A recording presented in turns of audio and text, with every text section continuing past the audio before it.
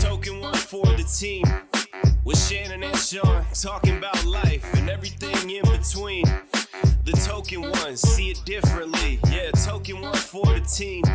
This is Shannon and Sean keeping things light. The token ones in the group. That's right. Sit back, relax, and enjoy the ride right now. Right now. And enjoy the ride right now.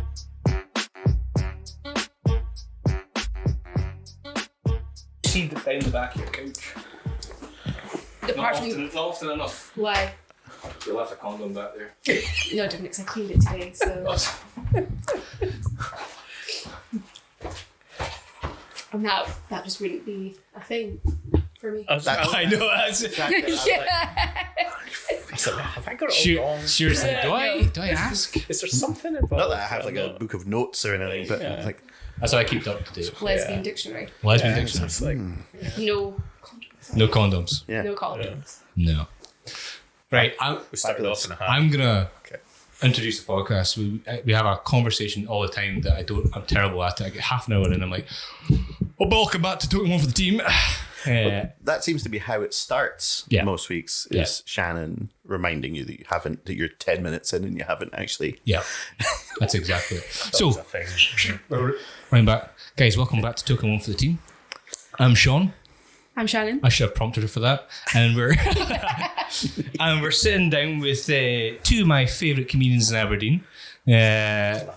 No, not at all.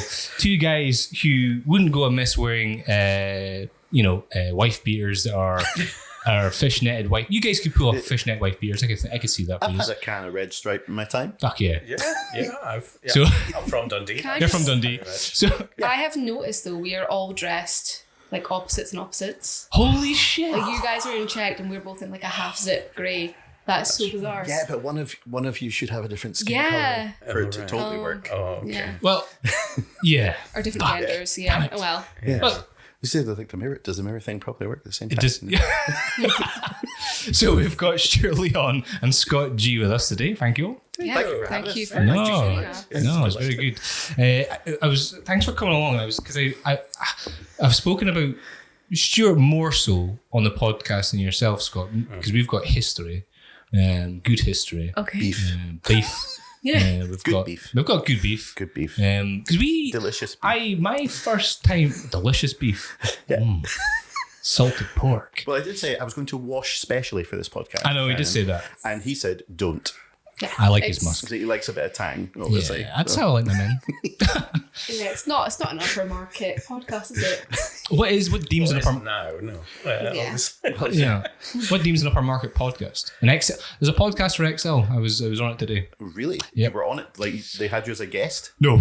Oh, okay. I was Listening. not listening to it. Oh, okay. Yeah. F2 this and F2 that. I was like, Yeah. Catenation. I know. And we were worried about feeling old on this. I know. Or being boring, yeah. Sean will just bust out some Excel, it'll be all fine. I Podcast. know. That's how I got my life. I love a formula. Well, who doesn't love formulas? But yeah, we've got. So the first time I remember seeing you, Stuart, was at Breakneck Comedy on King Street, and I believe Gary Meikle was the headliner. And I remember looking at Stuart in awe because you were at the end of the bar, at the end of the show, Yeah. and I was like, I want to do what he's doing. And you were sitting at the end of the bar with a smile on your face, and I think the bucket of guilt was going round for a couple of quid here and there, and you were holding it. Yeah. That doesn't sound like me. I probably would have just had it thrust at me and told to do something. You were. And I would have been so compliant then. Yeah. And been like, okay, I'll do whatever you want me to do. You're not compliant anymore. I'm You're just happy. rebellious. I'm just happy to be here. I'm not allowed there anymore. I'm sure that's not true. Did Sean give you £500 because he was so in awe of you? I It's actually. very complimentary, but I like that the big thing you're complimenting me about is that I was sat at the end of a bar with a bucket. And a smile. Yeah, And a smile. Just I want to do what he does. But you had such a because you wore a pair of blue Converse. I remember your Converse you had on. Oh, And you had like a Star Wars T-shirt on. I was like, that's pretty standard. He's like, it's Was a he writing? 'Cause yes. That always impresses me when it's see Stuart before and after a gig. He's all Writing and sweating. Yeah, it does sound me. But that's because I'm stressed because I hate it all the time. I hate it before I do it, and I hate it after I do it. During it, And that's and then during it, you've got that I'm bucket not of aware magic. what's happening. So Yeah. that's kind of me. But yeah, but I remember the first time. It was all. Are we just going to do like a turkey jerk around here? Just We probably should. I'm not going to rub or anything, but because you talked about it with Shep on your podcast, which I loved that episode, by the way. Oh. I've loved all the ones I've watched, but I found myself smiling through that whole episode. Yeah. It was just all clicking really, and it was so nice. And Shep's such a nice dude as well, you know. the best. But it was because I was at your first gig, which you spoke about. It's the one that Shep didn't get on. Oh, were which you? is where we had the science professors and everything all getting up to do some stand Full up. circle. Dude, honestly, talking about fungus and stuff, everybody was laughing. I was like, I don't know what this word means. Yeah. And I was on that night, and that was the first. So I was there when you did your first gig. Jesus. And I'd only been going probably. What was it? 2 days ago was my 6-year anniversary. Wow. Yeah. So just a few months. Yep. I'd been going before you. Jeez, So, is that what it was? yeah, just a few months before Wow. you, and I saw your I saw your first gig, which was great. Which was great. I don't remember it. When you were just remember just a going, bloody baby. hell. Just a Yeah. baby. It's like, And bloody hell, he then- was so confident, everything straight off the bat. I had diarrhea full of my boxers. There were so many comedians who were just, I remember like first gigs and stuff, and you would talk to them just very like reserved and shy, not talking to them. You got in there and just fucking piss all over each other. And I was like, oh my God, this guy's really good. I forget the guy's names from Dundee. Was it Jason? Was it Jason? There's a guy called Jason. He always used to wear like hockey. Yes, yeah. Basketball jackets. That's exactly. Jason. don't remember. Yeah, he was really good. Yeah, I don't know what but happened. he worked at it. Yeah. He was really. like IT during the day, and then he was just. Was like he IT? Yeah, I think so. And it was just like a robot all day. Yeah. And we talk about writing. He was just like, all day, Mm-hmm. all the time, and then he just like came on the scene within his first week. I guess this, if you want to do it, this is how you do it. Yep. Within his first week, he was like all over the country. Like, Yeah. any open mic you could find, he was there. Yep. And then that's what he did every evening. He was Yep. back all over the place. It was just like, my God, Yeah. they talk about putting the work in. And he put the work in, which is harder for us who are up in the northeast, Yes. right? Yeah. So he was Dundee, so he was a little bit closer than the rest of us are, but he just put the work in. It was like, oh my gosh, okay, right. I remember do you remember when his dad and his brother came up to watch him on a gig, and they turned up in this Jaguar XF, like everything was black, everything. Yeah. They weren't; they were white. But the car, everything was black. They were white. They were white, but they were like. They were in suits and stuff, and I was like, "What the fuck is going on?" Because they parked on what made me feel that they were gangsters. They parked in double yellow lines all Yeah. night on King Street. I was like, Like "Whoa." they just didn't care. They did not And care. nothing happened. No. Either. No. But I think they were a lawyer. He was a lawyer. Yeah, or he's something. like, yeah, so Okay, but- so yeah. is lawyers and It solicitors did- the same thing? Didn't Yes. feel. Yeah, I think so. I think just lawyers, what we've learned to call them because Yeah. of movies. Yeah. But really, they're solicitors. I think that Yes. thing about the work, there's a choice to be made a certain amount of time. You mentioned that you hadn't mentioned me a lot. It's because I don't do an awful lot of gigs. I'm kind of sort of pick and choose. Which is annoying because you are also fantastic. Oh, thank you. But I've made a choice that says I'll do it when I enjoy it, and Yeah. I'll write, and when I've got something that feels good, and I'll do it. I'll then go up and perform it. And Yeah. I've got no pressure on myself when that's going to be. I don't want to make that my entire life or whatever, so I don't want to do it. But I know how difficult it is to do, and I've got the admiration for the guys who are out there plugging it and having to do those gigs and doing the Central Belt kind of circus. It's I know how difficult it is. I choose not to do it. Yeah. And Stuart, I don't know if I want to speak for you, but Yeah, I mean, similar. the year before last, I thought, right, you have to get some momentum. Yep. So yeah, I would like once every week, 2 weeks, be down in Glasgow or Edinburgh, just trying to kind of, do that thing and everything. But it's we're a bit spoiled because we're up here and we're doing Breakneck and Yep. we're with Shep at Love Comedy, which is an awesome night. People Yep. should totally support. It should be a massive night in the week. 100%. Absolutely should be. I cannot for life of me figure out why it's not. You have Jamie, Rock Hopper Comedy as well, and everyone else is putting on. You've got Ray Thompson putting on his shows, Yeah. and everything. We typically get to kind of get a bit of a buzz about us and then do 10 minutes and Yeah. quite spoiled. And then you have to take the trip trek all the way down, finish work, like most of us all work, finish work, drive all the way down to Glasgow, wait around, do 5 minutes. Yeah. And when you've worked up a body of, something, I kind of am a bit more of like a storyteller rather than like set a punchline. To work that up into like a fleshed out 10 minutes, it's like, okay, this is a beginning, middle, and end. It's going somewhere, all links back to then go, right, how do I squash it down to 5 minutes? It. Yep. And, when you're almost competing in a way as well. All those gigs as well feel like auditions. I don't know if you've felt big that time. when you have done them. You feel like, I want to try something new. But you kind of have to do the same stuff and get Try and polishing test it, it. trying it too. So you get more laughs, more regular and stuff. And so I did it for like a year and had a really good time, loads of adventures, got to do some really fun gigs in like cool places. But then I was like, I'm doing the same stuff all the time. And I want to write and try something new. And it's not the comedy, all the comedy I've done so far is not the comedy I want to do. Oh, really? Okay. Yeah. What's the comedy you want to do then? Well, we were talking about this, weren't we? Yeah. And we were both kind of on the same page. It's just why we kind of, the show that we're going to do in the Aberdeen Fringe. Why it came 20th, about. 21st of July. Tickets available. Name Aberdeen of the Fringe. show? Oh, what is the name of the show? Yeah. The show's called Not Fit for Purpose. And it's about, well, I'm not going to say what it's about, but the reality is that Stuart... Because I've not written it yet. Well, that's part of it, but Love that. Stuart and I are both of an age where you start to look back in your life and you think, God, we're actually making money doing comedy.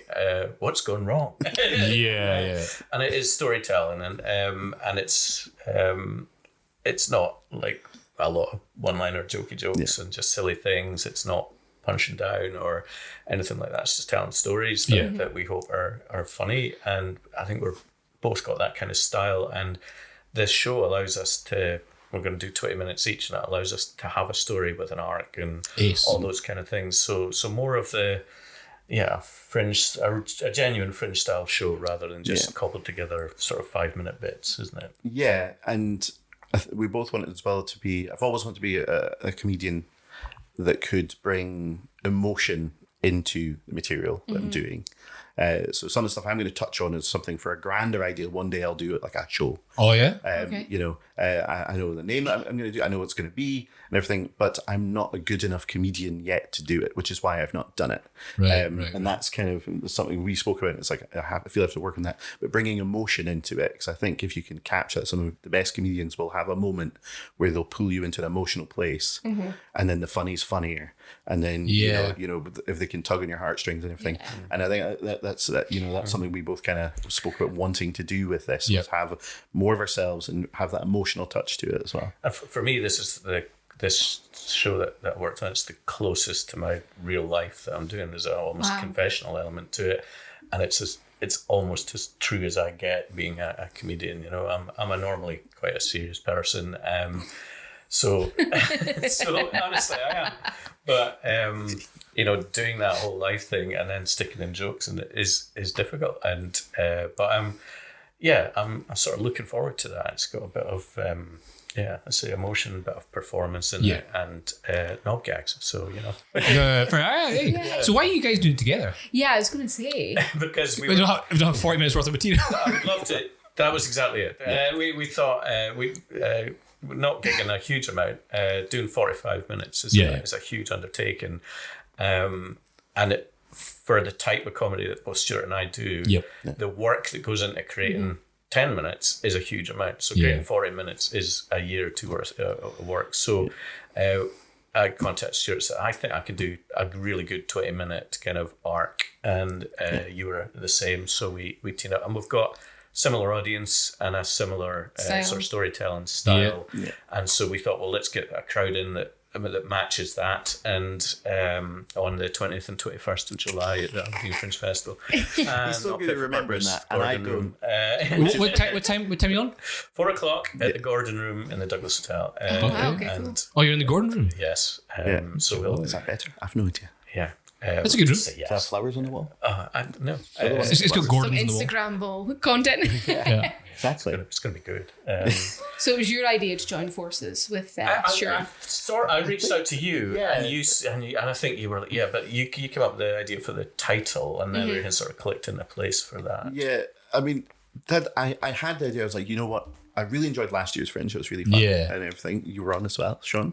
Yes. And it was, yeah, you were. You're in the same slot as me. Yeah, you were. Oh, fuck yeah. That's what And I me. heard them, everybody Whoops. singing. My mum was there. We were on I forgot about That's that. your mum's highlight, seeing you perform at the Aberdeen Fringe. Yeah, and he roast. doesn't It was a remember. great room, wasn't it, Sean? That audience. Actually, but what I remember, the room was hot. Yeah. Yeah, yeah. I remember it was. sweating on that stage. Now you're. In fact, I got a sexual assault on that stage because there's a part of my act, etc. I reenact being picked up by a man when I was a child who struck fear in me, and this guy decided to pick me up by my crotch, and I was like, "What are you doing?" And my mom came off. She's like, "Was that? Do you know that guy?" I was like, "No." I was like, I don't know why. I was like, I don't know why this guy thought he was part of Hollywood or something. Just decided to bring this into the show. But I mean, he picked me up by my crotch, and I mean, he was strong, and his hands were very callous. But I just remember I was like, How did you know? How did you know that they were calloused? Like, how did you feel that? I was wearing a kilt. Well, I assume No. it was two layers of fabric. Well, yeah, I could just, Or one, or maybe you know, like just one. I've got soft hands, so if you look, I can So hear he knows there's, what the opposite you know, is. it's smooth. When he did it was like, and I was like, and I looked at his hands, and it was like farmer's hands. Oh, right, you're trying to say his hands were like sandpaper. Yeah, like they're calloused hands. The hands were I mean, calloused. to be honest, Sean, I don't think it really matters what his hands were like. It's Yeah. what he did to you is not right. I think you should unpack that another Yeah, time. The thing is, So- I was there and I don't remember any of that. And I'm starting to think this Think is in you've blocked it Sean's out. dreams. Yeah. Or maybe Sean's I dreams. think, the calloused hand detail just sounds like some kind of fantasy. I mean, I've masturbated to worse things, but yeah, but I just remember him picking me up, and I thought, actually, I showed him, I was like, oh yeah, just grab me here, and like I pulled my shirt. I remember this now very vividly, and then he just The gig that you can remember. Yep. 2 minutes ago, yeah. Yeah, It's all yeah. coming back to It's him all now. coming back to Celine him. Dion. I'm surprised. Yeah. It sounds very, yeah. repressed. Maybe I repressed that, and thanks for bringing it back up. Yeah. It's I important think to do you so, so should you don't, listen to some Celine Dion. It's all coming back now on the car ride home and process that. What's the difference between Celine Dion and Shania Twain? I mean, one's Canadian. They're both Canadian, so you're halfway there. That's Right. the closest you've gotten to Shania Twain because she thought she was Gloria Gaynor. Yeah. I still don't know the Sean's difference. knowledge of music is It's terrible. astounding. Although I'm really into the Who right now. Oh, I'm rewatching all the CSIs. So, you know. well, of course, Yeah. yeah. Yeah. That Babo. Right. Because that's how Oh, they yeah. made it, was CSI, of course, yeah. That's their claim. And by the way, listen to Pinball Wizard. Those guys need to check those lyrics. The dumb, deaf, and blind kid sure plays a me pinball. And I was like, okay, let's go. Yeah. So how did you guys meet? I was Tinder, really. I can't remember, just pretend like doing a we know gig what together. Tinder is. Probably Jamie putting on a yeah. rock opera gig, and I think that's where I saw Stuart. Saw him in the corner. And I Bucket in his think hand, it's just- smile on his face. Sweating and stressed out, just looking at my notes, And trying I to think, remember things. he's like a kindred soul. I could see him working on his stuff, and I was nervous. And then I saw his act and the sort of storytelling thing, and I like you, I was like, that's what I want to do. I've kind of been doing it maybe quite a long time, since the 90s, but I stopped for a while, and then when I got back into it, I was wanting to do it the way I want to do it, Yeah. and I've set myself kind of rules and personal goals and things of what I want to say. And then when I was just starting back up and trying to get the hang of it again, and saw what Stuart was doing, I was like, yeah, it's more that than old gigs. So yeah, Because I think the first. Tougher. It's just tougher to do. I think. I mean, I keep trying to write these kind of more snippy, set up punchline. Yeah. Jokes. Actually, I keep trying to write jokes, but then it doesn't feel right. No. I'm a waffly kind of person, a bit scattergun and everything. You're whimsical. And everything. So I want to kind of, and all, so much of anything, even the ridiculous stuff, has come from something I've experienced, which they say is always right, and everything in it. Yeah. It's come, but it's harder to do, and it can be, especially sometimes you look at lineups and you go, right, all of these guys are very kind of shotgun, rapid fire kind of guys, and you're like, Shit. right, okay, the crowd's going to be in that zone, or the host sometime will be like a powerful, fast, like host, Yeah. and you're like, right, and I know I'm a bit more slow burn, and everything, but you have to kind of, what that's, as you said, that's what I want to do, and that's kind of who I am, and if I can get anything of myself across, it's going to be that. And I think people it's maybe tough. who are outside it don't realise a couple of things about how when you're doing things like that, rhythm is really important to writing and planning a set like that, because you need to spice it up. You need a couple of short bits and then a long bit. But the hardest thing I find is doing a longer bit that doesn't have a laugh in it. And you're out there, you feel exposed, you're building up that tension, but that journey to getting there is really difficult to be able to tell a story for even just 2 or 3 minutes without a laugh when you've got a 10-minute slot. The confidence and in your material that it takes to do that and to write that in is difficult. And it takes practice. It's I mean, when I was starting doing it, I was just rushing it. Because I just wanted to get to the joke, because they're not laughing. They're not laughing. Please do the joke, do the funny bit and not laugh. And I was, that's how I was getting, and it was coming through. And I've learned, just practice and a bit of faith in the material that you just build it up, it'll get there, and the laugh and it's difficult. But that's the worst part actually is trying that kind of material out for the first time, because you're not going to get any kind of quick throwaway laughs from it. Yeah. So, taking it to places like Love and everything, I absolutely love comedy. And it's a great place to go and try new material. If I've got more kind of quick stuff, I feel good there. But, because it's a great place to workshop stuff. I know both of you have spent time there as well. But if you have something that's a bit more, this is going to need a bit of kind of performance, if you like, to kind of sell this, and a bit of time and everything, I can feel it can be quite flat. And it's like, I don't know if I've learned anything from if this is going to work at all or not. So it means you have to wait till you almost have like a real gig, like a proper Saturday nighter. There's a big crowd here, and I'll get a balance as to, is this going to fly or not? And you have to be like, what's the worst that's going to happen? I'm just going to have to do this. What's the worst that's going to happen? I used to do this to myself all the time, because it's very similar to you guys. I'm long form. I like to tell stories. What's the worst that's going to happen? They don't laugh. Yeah. But that is the worst that can happen, because it kills you inside. No, I'm dead inside. It's the absolute opposite of what is meant to happen. Yeah. That's the because in your head you have planned it meticulously that these are the parts that you find funny, therefore an audience will find funny. Yeah. And then I'm much like yourself, where if I'm doing, obviously far more less experience than you are, but no, I'm going to stop there, because this needs to be addressed, right? I think the three of us have all seen each other and everything, but I've not had the pleasure of seeing you gig yet. But I have to say that I think you'd only done a couple of shows, and more than one person said, have you seen Shannon yet? Oh, okay. And I said, I've not had the chance to see Shannon. They're like, you have to see Shannon, like Jamie, Shep and everything. I think yourself as well. So you've got to see Shannon. That's so nice, Shannon's very, very good. You're in annoyingly good. I've said the thing. Yeah, I've said this plenty of times. Which is what I thought about you the first time I saw you as well. Just your confidence. I love being in that bucket. You just had that smile, and you're just like, and when on the podcast you were talking about to Shep about how you were like, I just have to go up and just see what happens and everything, and just like, oh god, and everything, and that wasn't what went on stage at all. You looked so confident, like you'd done that 100 times. And everything, which was totally amazing. But and these people, I don't throw that out lightly, and I'd heard that as well. And thank you. But no, but it's not me saying it. It was other people, and there are so many other folk doing are new to it and starting to get their feet that don't get talked about. So let's just assume that you're really good about it. I would love, right? And as much as I do love Shannon, I'd love if she went and gigged and just died in her pool. And you're like, whoa. But you say that for that good.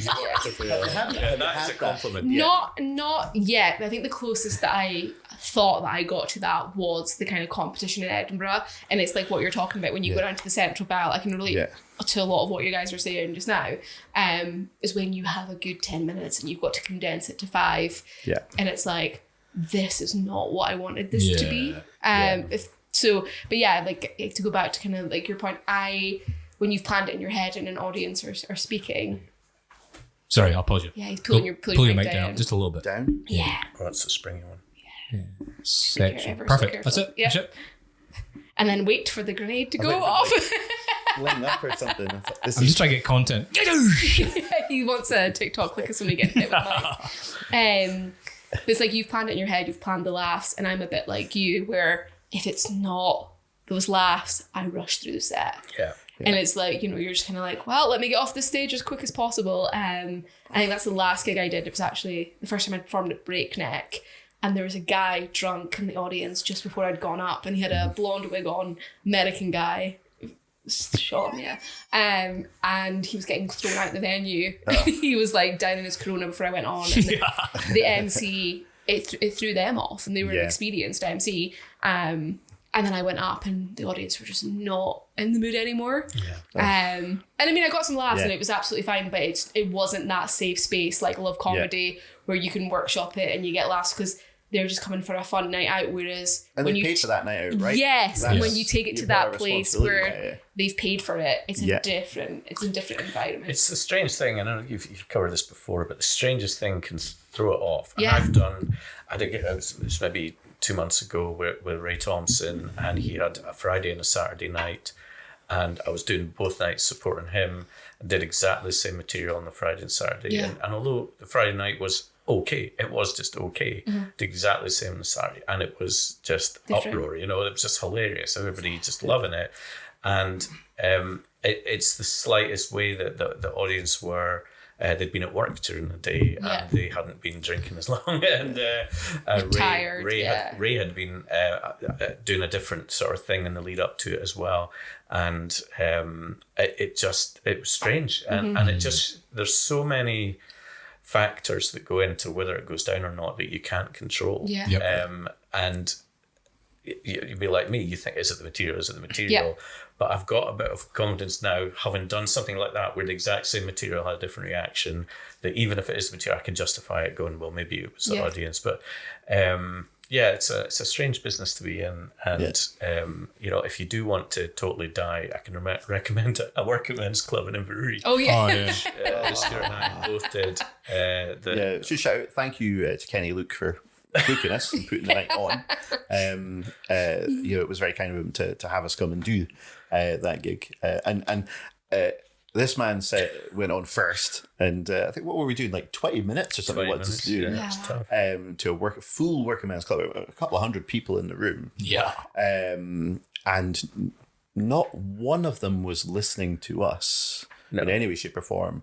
And I think you cut your set just a couple of minutes short. You seem to just kind of get, and brilliant line, and it's like, I've been Scott G, and this has been pointless. And not the TV show, guys. You could have said anything, absolutely anything. The sound of me laughing so hard. But the thing about that was there was so many different factors that led to that being a poor. One was not everybody in that room was there to hear comedy. They were there to have a meal, and they didn't realise the comedy was on. There was people at the bar, so there was a TV on as well. People were doing that. Some people eating with their families. And there was an event on as well that night that people come like early to have food for the event that was happening. It wasn't the event that we were doing. Oh no! And then the stage was around the corner, right?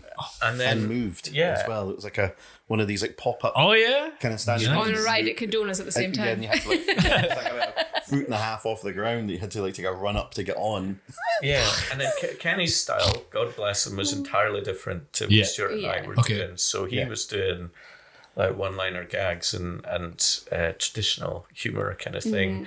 And it didn't really just set us up very well. And that's, I don't know, I think that's probably the closest I've come to bombing. But even then, I walked away thinking, it's not me.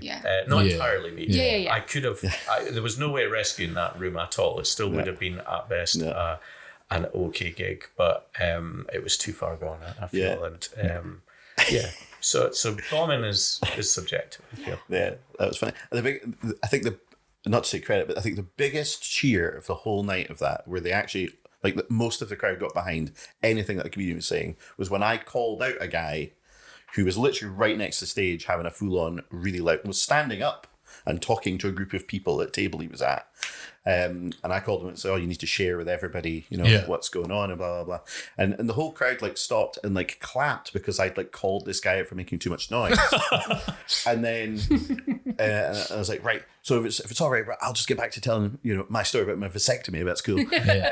And then the entire crowd went back to just talking to each other. Yeah. Vasectomy! So weird. Like they were really pleased that it was like what they could, their stories couldn't be heard over this guy talking too loudly or something. It wasn't anything to do with me. Oh my God. But the whole crowd was like, tell that guy to shut up. Yeah. And then we can't hear ourselves talk. Is that like one of the biggest kind of like distractions you've ever had performing, or is it, you guys have any stories of any hecklers that you've had to deal with? I've got one that I always tells.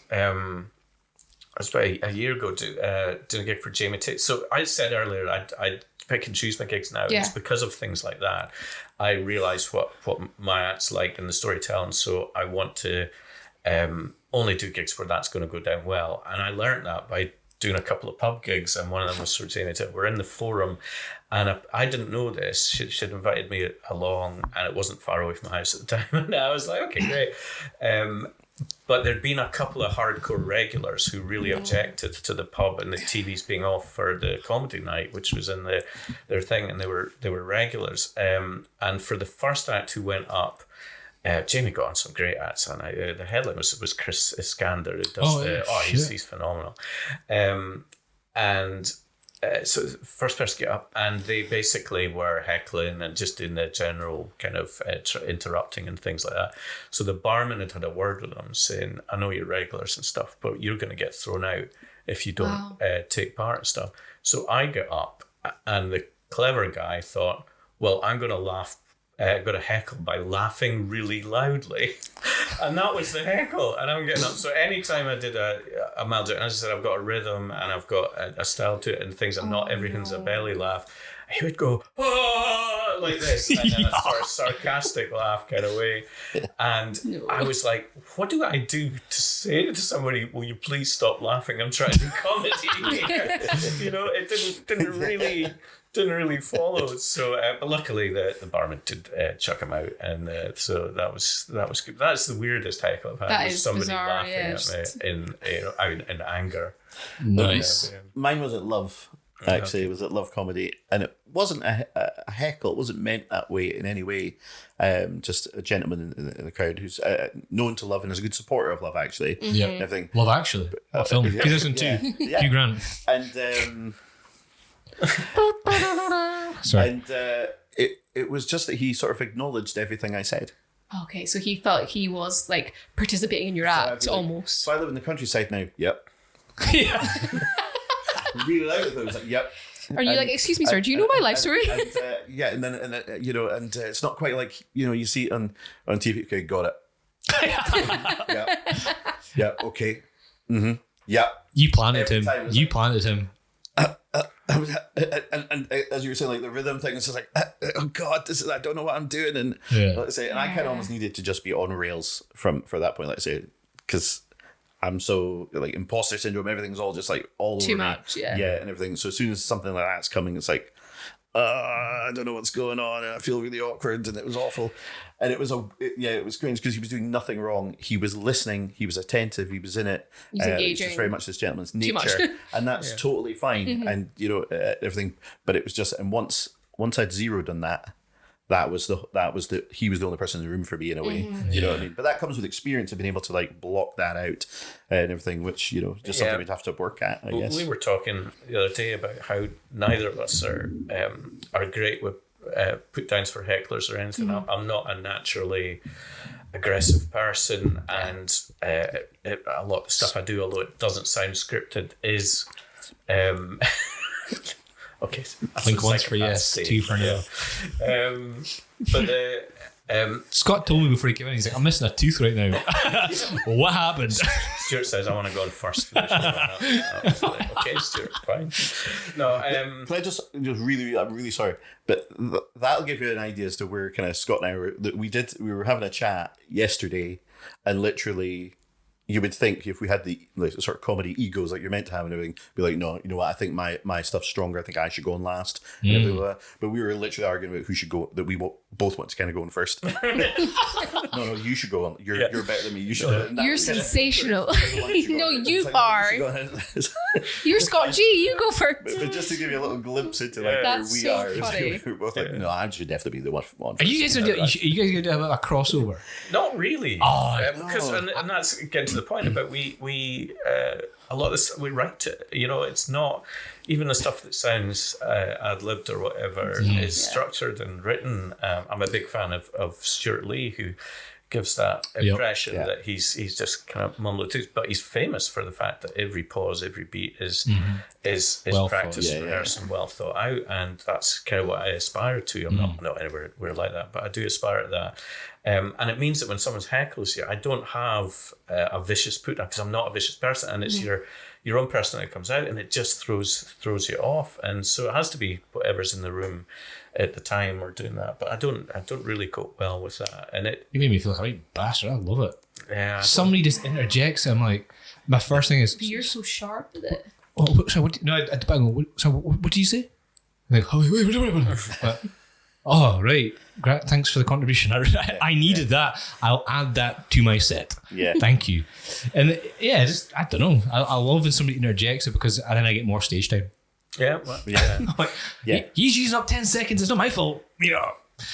That's because Sean's a media whore. I'll suck the teat of the media.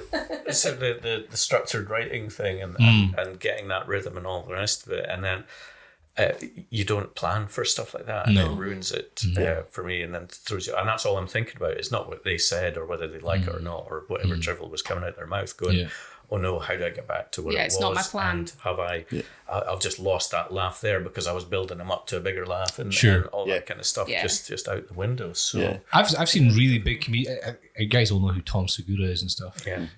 Really good long form as well, but he's got punches in there. And I watched the documentary because I always wondered what it looks like to film a big production special. And his last one that he did just after his dad had died, they had done, I think they recorded 3 times. And the first one, they never used the material apparently for the first one. Second one, he's like, I'm feeling this. It's like, I'm firing all cylinders here, everything feels loose. And a guy interjected, he's like, we love you, Tom. He was like, what are you doing? Shut up. He was like, I appreciate it. He's like, but I'm filming here. I was like, I need to get all this material out. Yeah. And he says, and then it just caught him. He was just, right, okay. And he's an ultimate professional, of course. Yeah. And he got through his set, and then the third one, thankfully, he used that material. But I was like, all right. So even he's got the set in his head. And in fact, I was going to ask both of you guys this. When you go and do your set, so I have like the mind castle is how I do it. I bullet point the title. Do you have titles of jokes? I have titles of jokes. So I'll title and go, this is what I'll start with, and I'll weave into this. This is the look back for that. This will bring me back to this next part of my story. Because mine are all stories like yours, but it has to go in order. I can't flip it the other way around because I have a timeline of stories. I was just wondering if you guys have timelines. Well, I do the sort of visualization, and I learned that trick from Viv G, who went to one of our courses, very good.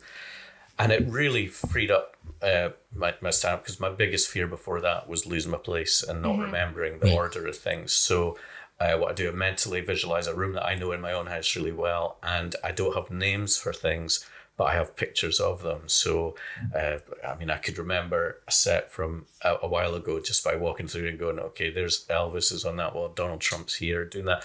And I know that fuck is Elvis doing Donald Trump? Exactly. Those were the stories, and that was. Oh right, I thought you had pictured frames of Donald Trump and Elvis on your walls. Like, whoa. He's picturing a room he's comfortable with. Got you, understood. So opening the door is the beginning of the act, and the first show. And I don't know, it was Elvis for some reason, and then there was a story about Donald Trump, and that was him selling his Bibles, and that was all 5 minutes, and then there was a story about. My first job, things like that. It all sounds together, and it's as I walk around the room, I'm remembering that, and I'm picturing these things as where my computer is. There's a little picture of this. There's a little ornament here. They're doing that, and they're all just visualizations of that story. And so I know that if I lose my place, I just turn where was I in that room, and then go and do that. So I don't have titles as much, but I've got pictures in my head for doing that. Only difficulty I have is. I use the same room in my head for all of them, so I overwrite previous sets with new stuff, so it can be difficult to flip in and out and add things. But the more relaxed you are on stage doing that, sometimes you can just sticking, I wasn't going to do that, but I'm going to do this bit now because it feels appropriate, or that's relevant to something somebody said earlier, so I'll just slot that in. But that confidence of the order and knowing where I'm going to be at all times is because of that visualization. Nice. And it works really well. Yeah, Viv covers that in her course, which is highly recommended if you get a chance to do. Yeah, Viv G's course. I told a bad joke in that course. I had to leave. A really bad joke. And I was like, I'm just going to excuse myself. Was it in person or online? Online. Oh, right. Okay. So I was So like, it's easier to leave then. Exit. Oh, no. Again, Viv was lovely, and she's like, it wasn't that bad. But like the rest of the group was in there like, I was like, I've done my job. Click. Oh man. It is totally recommended. Oh yeah. I mean, the rest of the course was fantastic. And Viv G is just She's super lovely. Genius, isn't she? Yeah. She's just super lovely. Super lovely. And any gig I've ever been lucky enough to do with Viv, she's just so supportive and so positive, which is not always the case. Yeah, no, definitely. You know, and but although something I would say I've learned kind of recently is I gigged with somebody, kind of a headline act recently, who I'd gigged with before. They'd hosted a couple of gigs I'd done previously down in Central Belt, and I remember coming and going, they weren't friendly at all. Right? They weren't friendly. They weren't, they didn't G up the kind of green room, if you like, or anything. And I kind of need a little bit of that, so I feel comfortable in a place. I'm so socially awkward. But I gigged with him somewhere else recently, and he was headlining rather than hosting, and everything, and was very different. Was friendly, and I was like, you know what? I've put my stuff onto him. And made that like an assumption that was his, but it wasn't. He just he was the guy running the show, and he had a lot on his plate, and had to just, Got you, I've focus just in. got to, whereas I put that totally onto mine, and I've been like, oh yeah, he wasn't nice at all, it's a shame that's just learning that someone else has stuff that's as well. human. That's been human. Yeah, I tried to. You, for most part, will take everybody at face value. That guy was not hot that day. And you're going, oh, all right. So I guess you're like that all the time. Not that. Yeah. I've been talking about this though to other people. So I'm not doing, I don't do comedy for a living. I make a bit of money out of it, and I do enjoy the gigs and things. But there's a lot of people who aren't doing it for a living, and the whole purpose of it is to make people laugh. And that laughter thing is spreading joy. When you see somebody laugh, you hear somebody laugh, that reaction. And some of the people involved in it are just the grumpiest, nastiest, like awful people. And we're like, wait a minute, your job is to elicit laughter in other people. How can you not be a nice person? Yeah. And there are lots of nice people in it, no. and we've mentioned a lot of them, and I'm not going to mention the ones that aren't, but Do it. No. Do it now. At that point, But it really surprises me. It's like they take it so seriously that they are not nice people. But what I would say is they're paying their mortgage, their bills and stuff like this as well. Yeah. So, and for me, again, when I was doing it regularly, it's a hobby. I'm a hobbyist when it comes to these things. Yeah. Same with other activities that I do out with what pays my mortgage. Now, would I love to be able to have made loads of money and made that a career? Same with podcasting or anything. Of course I would. That's a dream. Yeah. But, there are realities to these things. I'm not trying to make an excuse for their nastiness or being an arsehole, but it's not up to them to make sure that you're having a good time as in the green room. They're there to do a job, and fuck that. They should be nice. I'm halfway through that kind of thought process. I'm like, changed your mind. I've changed my mind. I'm nice. I try to be nice to people who I don't think who like me, and I try and kill them with kindness. And I think, I'll just be nice. Yeah. And when your role is to go up and get a room full of people and make their life a little bit better. Yeah. Surely you can have a little bit of that in your real life. Yeah, I feel like that as well. And I think there is something about the pressure if you're doing it full time and it does pay your bills and it does pay your mortgage. Yeah. And I think there must be like that kind of elevation of pressure to be so funny when you're on that stage that you've got no energy left for it after or before, that everything is about those 10, 15, 20, whatever, even if it's an hour, and that you come off the stage and you're a different person. I mean, because you're so exhausted. Yeah, I've talked about him before on this podcast. Keith Farnan. I don't know if you guys ever gigged with Keith, Irish comedian. I'm sure he's from Cork. Lives down in London. I think he's touring tour Scotland right now. And if you ever got a chance to go and see him. Fantastic, wonderful guy. Before he's, how you doing? Blah blah blah. I'm Keith. Yeah. I'm like, I fucking know who you are, mate. Yeah. He's like, what's your name? Da, da, da. And he'll G you up. Good luck on your set. Come off, mate. That was great. Maybe tweak this or tweak that. Maybe do this bit here. Blah blah blah. He'll go up, fucking rock the stage. Come off. So where we're going? Yeah. And he's keen to, Yeah.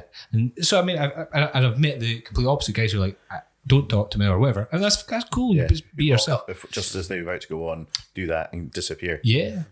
Same thing. Oh, is it cool though? I don't think. I think it's nice to be nice, and I think my one example of that, of it, like within like Aberdeen, is I think Jamie Tate's brilliant at being like, "How are you?" and like welcoming. So is Shep, though obviously we spoke about that so many times, but like in terms of like doing an actual like gig. And not like that kind of workshop that you're talking about. Yeah. And I think Shep would be the same if he was running gigs, but she like welcomes you in and is like makes you feel comfortable. When I've definitely been in situations where you're like, no one's talking to me and I am also not going to talk to you. Yeah. And we're going to have this little standoff until I go up on stage and do 5 minutes and then can promptly leave. And I don't know the kind of behaviour that I should demonstrate to maybe I should be a bit different and approach people and say, hi, I'm Shannon, nice to meet you. And starting, but it's maybe just not within my nature. My sister-in-law. So there's a reason why I say this. We were in Florida, she went to a bathroom, and this girl was like doing some of her makeup, and a girl had said to another girl, "You look fantastic today." And then my sister-in-law goes to her, and in her head, she went, "You know what? I'm going to give this girl a compliment because she gave that girl a compliment." And she said, "You look fantastic today." And she says, "Oh, thanks." She's like, "I think girls who give compliments should get compliments." And then the girl went, "You look great too." And then my sister-in-law walked out and was like, "That was fucking weird." And she told me this and she went, "Oh, I think she thinks I was fishing for a compliment." Yeah. And I was like, "I think so, mate." But to go with that, I mean, if you want niceness to be projected towards you, give it for kill them with kindness. So even if you can go step away and go, you know what? I did my bit. They didn't. Yeah. Reciprocate it. Yeah. Okay. Yeah, I think it depends well where you're at, right? Because I mean, that kind of headline act is sitting there, and this is not their only gig that fortnight, No. right? You know what? Maybe not even that some night. of them did another gig that day, or are about to go and do one and everything. You know, are sitting on their phone because they've got things to organize. They've got the Fringe coming. They've got they've got all these different projects. You know, they're doing multiple podcasts. You see that more and more now. Yeah. So they've got this admin essentially and stuff going around it. Plus, they're a way to do this show as well and everything. So they've got that kind of going on. And something I found very odd, which kind of changed a little bit of the tone, was I used to be a gig musician. Played. Oh yeah, he used to be a rock and roll band. Yeah, played in an original rock band for like 30 years, and we still So do wait, stuff. you started when you were wait, zero? what do you play? I play guitar and sing. Okay. How did you play the guitar? People always have to do it. I play guitar and sing. He's in the Who. They've just had a resurgence. Play Thanks to guitar and Stuart sing. Okay. This is all you do. Your wife must love you. I'm a French kid, and that's basically it. Just feedback. Essentially. Feedback. Ah. That's it. Feedback and screaming. That's just all it is. Wait, are you talking about your sex life, or are you talking about It's all much the same. Same. It's all much the same. Yeah. Talking at that microphone. But what I found coming from that world to the comedy world, because I was like, I should hopefully take to this because I'm so used to going on stage. I've been doing it, for most of my life. I've been going on stages in front of hundreds of people. It's going to be no problem for me at all. Yeah. But my very first gig, I noticed that actually this is very different. Oh yeah, incredibly different. This is all the rules are gone. If you play music, when you go up, there's like an unwritten rule. Even if the crowd aren't listening to you, they go, "Oh, there's a band there, okay." Yeah. Then They stand know with when their to pint. clap. Yeah. And then when the band finishes, even if they've not been paying attention, "Oh, that's finished now." Yeah. And there's like a nice happy rhythm to it all, basically, most of the time. Yeah. Unless you play in Cafe Drummond's when someone will literally come up and try and strum your guitar in the middle of a song. It has happened on like 4 occasions. It drives me insane. But anyway, it's like, you're not bloody involved in this. This is my gig. This is my guitar. You can't have one. Just try to play your guitar. But It's so insane. That's like musical heckling. Yeah. But Flat D. But then you go to then you come to do comedy, and like you go, hi, blah blah blah blah. Oh, straight away you realize this has to be almost like a game of tennis. This is like ping pong. Has to be more like that kind of thing. And it's very binary. Paul responded, it's like, whoa, this is very different. Immediately I found that. But in regards to kind of how people treat each other and kind of the vibe of the whole thing, I played, well, we used to gig heavily, we used to tour, we supported people like the Stranglers, we did some stuff. We almost kind of got signed a little, things like that, we talked to, record company people and stuff. Yeah, stuff available on iTunes.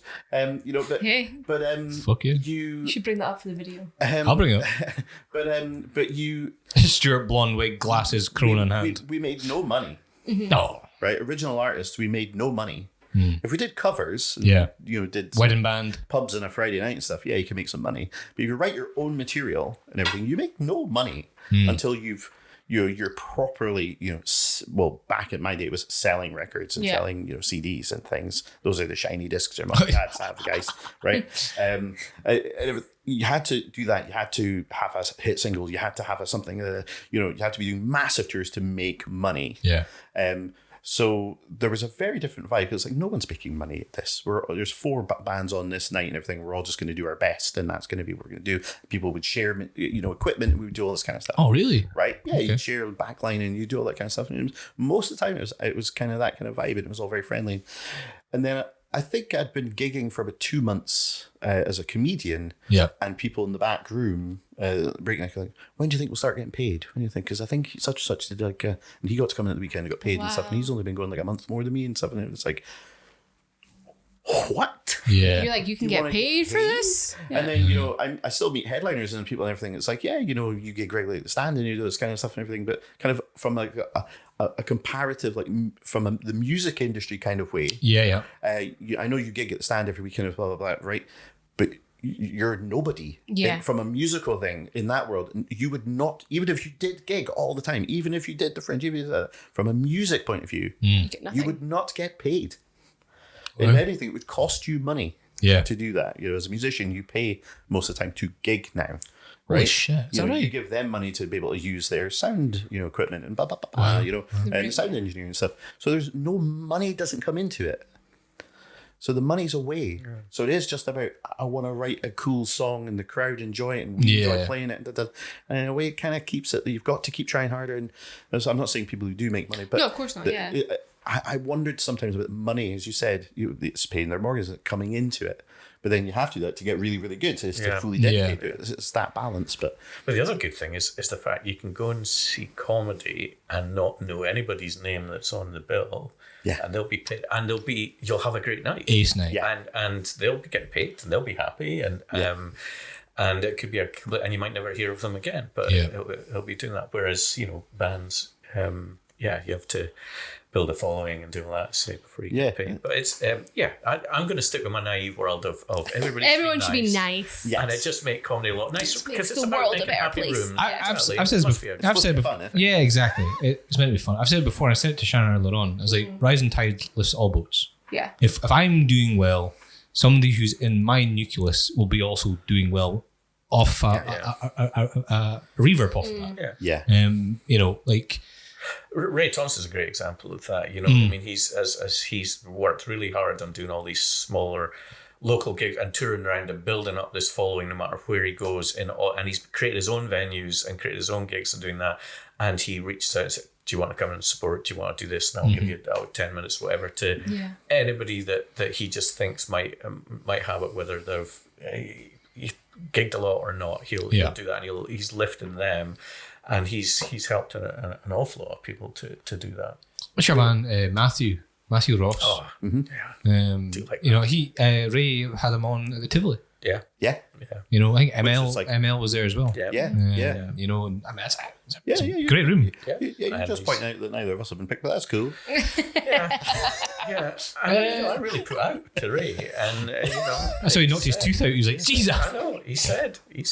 Maybe next time. I've done some of the most fun nights I've had. Just actually, not just supporting him, but watching Ray. he's got, because he's done a lot of all those years emceeing, he's Right. got a way to just command and control a room. Yeah. And what looks like chaos and all that, you see him do that chaos 2 nights in a row, and you realize that's just masterful. That's he's got them in the palm of his hand. He's doing what he wants with them, and it sounds like it's ad hoc and this and that, but there is a structure to it, and he's very, very good at it, and just an awful lot of respect for what he does and how he does it. It's not me, I can't do any of that, but I'm just glad he gets me in for some of his gigs, which is a nice contrast for him, you know. And it's it's brilliant that, you know, he is one of those people that we have up here. Yeah. And creating the Fringe, you know. Yeah. You know, but I was talking to just by kind of email with Ross Leslie, actually, who Oh yeah. Oh yeah, Blue Blue Lamp. Lamp, yeah. right.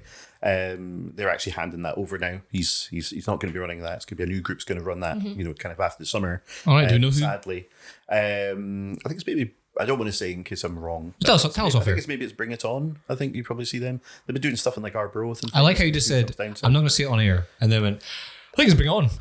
You give me the ads. I know, yeah, but I said, well, we can tell me Like, after the... please. Oh, right after. Oh, Yeah, I yeah, thought you yeah. meant, Tell me after. Like, tell me now. No. No, I see. You just look at me and I'm like, whatever you want, Sean, you can have. I like that, you know.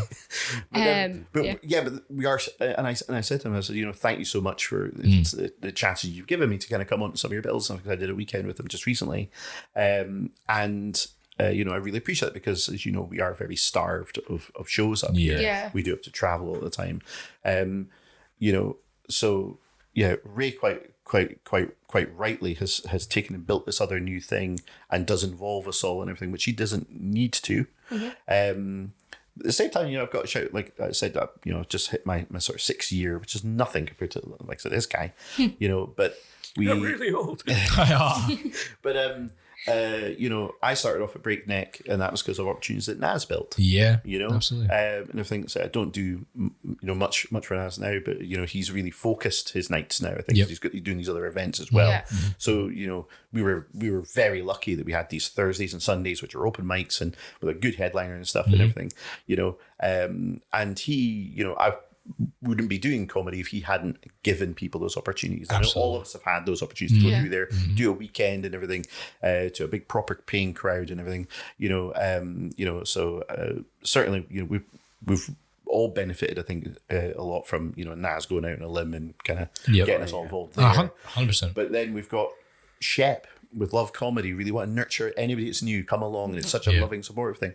Jamie, like I said, with the Rock Hopper, doing the same, all trying to take that and try and think. We've got these people out there that are really trying to work to help us, and you know, thank you. Yeah, You know, that was so nicely thank put. you. We'd have nothing to do without these people. And they're to be absolutely applauded, because it's all. I helped Jamie set up fuck running a gig. I helped Jamie. Well, a there's so little much bit admin set going into one up that, yeah. in Stonehaven. You know, recently, which is a gig I hosted, which was totally just like, oh my god, with Viv G headlining and stuff. So it's like, this phone has done a thing. Oh, This phone's gone mental. Oh, Good watching out. Has a message. optimize iPhone storage, not a space storage. Oh no! oh. Delete some of those private videos. Do we need to pause?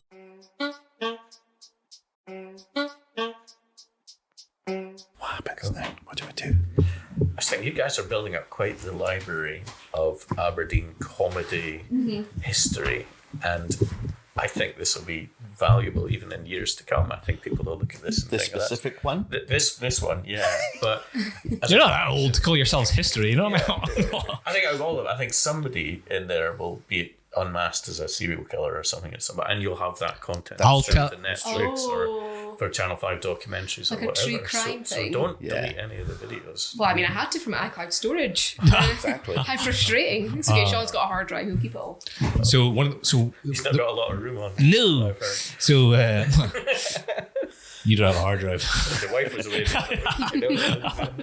I talking hard. When I used to work offshore many moons ago, and before so this is post burnt DVDs, like burning DVDs.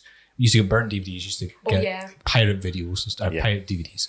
So, Which jeopardized future film and television production. Just I you know. know. which yeah. I mean, I want to point out, you know that song, you know the piracy songs like blah blah blah.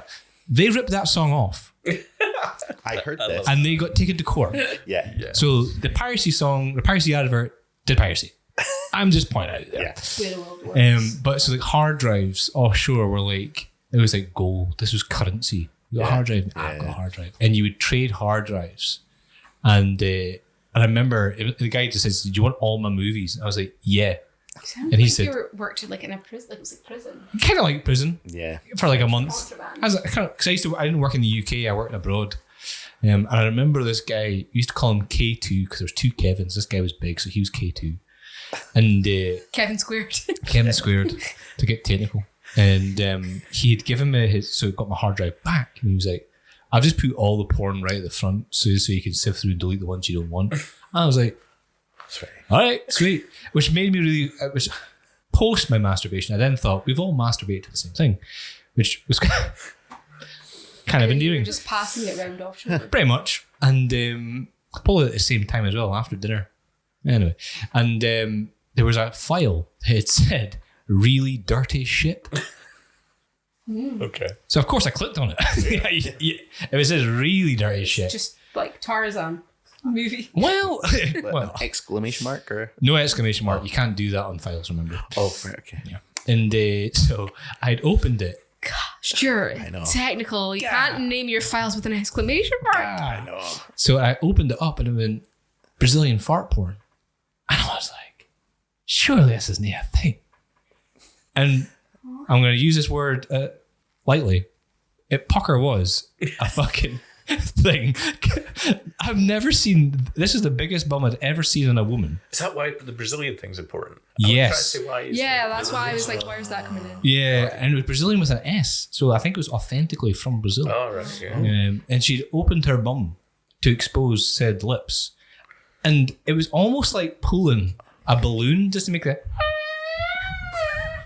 And then it panned to a guy masturbating. And I was like, So Wait. 10 minutes of. Remember what I was saying about keeping all these videos for future? No, let's not. yeah, I don't think you're gonna thing. uncover anything. It's a niche thing. That's a rare but it's a rare thing in porn for there to be like the the actual act itself. But then to like, and here's a guy masturbating. That's rare.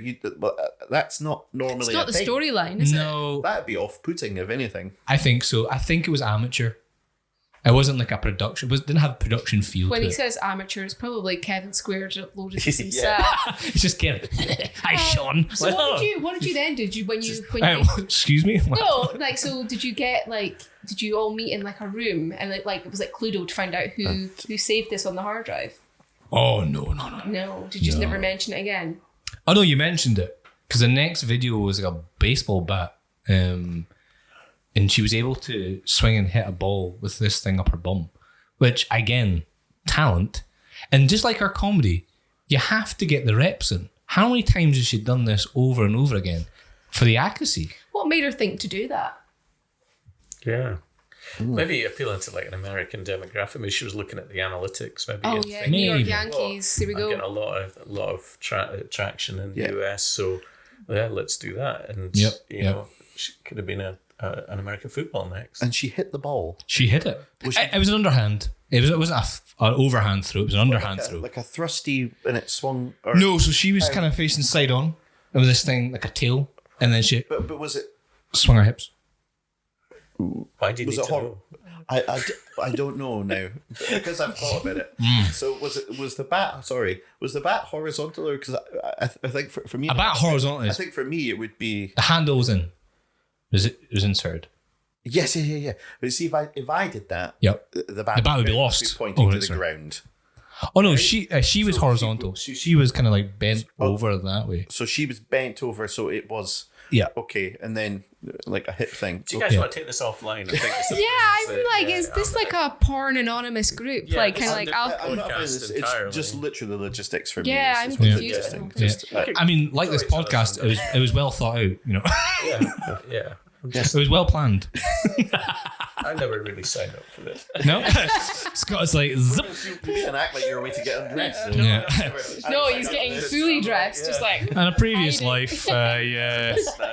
Used to be a batsman. It's like, yeah, it's just the way it starts. God, I know.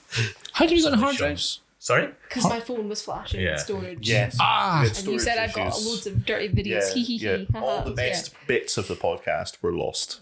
Damn.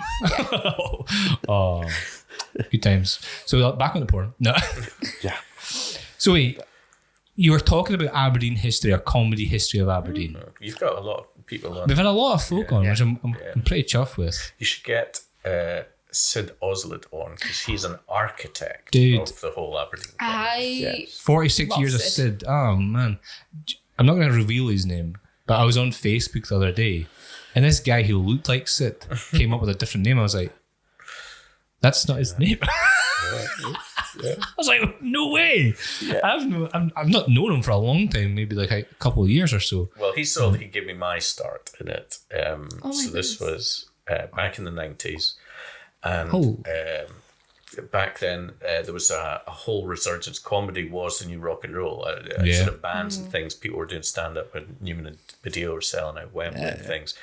I was brought up in Dundee, and I didn't have wasn't a lot of laughter in it, but I'd absolutely soaked up every comedy thing I could. TV, sitcoms, films like Steve Martin and Steve Martin's good. Yeah, and that yellow any suit. little thing and then the whole Comic Store Presents, all that alternative thing came just as I was getting into it. So I was like a walking encyclopedia of comedy, but I never thought about trying it. And then a friend down took me to Sid ran a comedy club called the Laughing Carrot in the Castlegate. Oh wow! And In the Castlegate. took me along, and it was where Breakneck used to be. The Indian King Street. Not no, the one when it was downstairs. Oh right. So and they just took me along, and I was young and drunk, and they were doing if anyone wants to come up and tell a joke, and Emma taught me, and they got up and telling a joke, and it wasn't even my joke, whatever, but it went down okay. And Sid pulled me aside and said, "If you want to write some of your own stuff and come back sober, I'll give you a slot." And it was a nice. He was being polite, but he's a lovely guy, and that's what he did. And so I did, and I worked really hard, and I got at 5 minutes, and I started doing it. And through him, at that time, comedy, especially in Aberdeen, was going well. But I ended up supporting Johnny Vegas and stuff when he came up, and. I went to live in America for a while, and I was doing Comedy Store and things like that, all thanks to Sid. What was it your work that took you to America? No, it was there's an awful long story, but I ended up working, funnily enough, in the adult industry to a degree. I forgot about that. You've told me the story. So, that's why you got bored with me. He's like, I've seen all these buttholes. I've been there and done that. Jeez, swinging a bat into a ball, that's nothing. So that's amazing. Shoot that ball back at me. So I had long story was I had my own company at the time doing promotion for musicians and bands, and one of the musicians I represented got the opportunity to go out to Los Angeles and says, do you want to come with me? At the time I was working at the Press and Journal on night shift, and I was like, Hollywood's Press and Journal night shift. Yeah, wow. And I was in my 20s. I was like, I'm out there. So went out, and I got some work while I was there, and then was doing stand-up and things at night. And that all started because of Sid. And then it sort of faded away. The scene faded away. I came back to Aberdeen, and there wasn't really anything, and I started just proper working for a living and doing that. But he's toured with he was doing punk poetry, touring with punk bands and stuff. He's got great stories, and then his recovery from so you should definitely get him on and do that. Yeah, that's I stopped doing it for a while, and then came back. It was actually just before COVID. I'd thought I'm going to start this again. And then the world went, no, you're not. No, you're not. Nice. And then I started back up again after COVID, and that's been me doing it. What was your worst gig out in LA? Mm-hmm. Actually, the Comedy Store is the worst gig. Yeah. So the way it works, so this was just open mic, so I wasn't a name or anything like that. So what you do is you queue up to get a place in the queue. So this takes you 2 nights. So you queue up the first night, and this was in the 90s, but I understand it's still the same now. So that's to get you a slot in the queue, and then they want you to come back the next night early on just to prove you're there and you've got the commitment, and then that's the actual queue. And then you get in and you get a slot. Now, me being clearly they put me in the tourist category. Always just doing that. So they put you on early. Yep. And the only other people there are all the other comedians. Yep. And you don't get a laugh. The people go, "Well, that's good. I'll just write that down." And that's it. But it doesn't matter. You know, You're happy to be doing at the it. comedy store. I've done that, and that's why I was doing it at the unreal. time. There's no. So was Mitzi Shaw there? So no. No, she wasn't. I mean, honestly, this.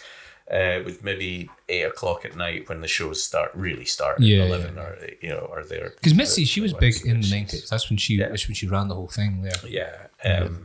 But you wouldn't have seen her at an open mic on a Tuesday night or something. No, it was just everybody trying their hand. But it was amazing to do that and seeing being aware of the scene in LA, the level of polish that amateurs had was just incredible. They were able to, similar as what we say about the Central Belt here. You know, you could do 2 or 3 gigs a night, and any one of those could be your big break. So everybody was always just on it, and it was always their best stuff. Because the big thing was to get a sitcom in the 90s. Yeah, well, that was you know, it still is. But there's none of this, you know, people coming up with bits of paper or books. So I'm just going to try this out, and it was every even the open mics were just people who were really, really good and killing it. So great to be there. What a fun story. I don't know. How long was you in the States for? It depends, because there was some legal issues that around.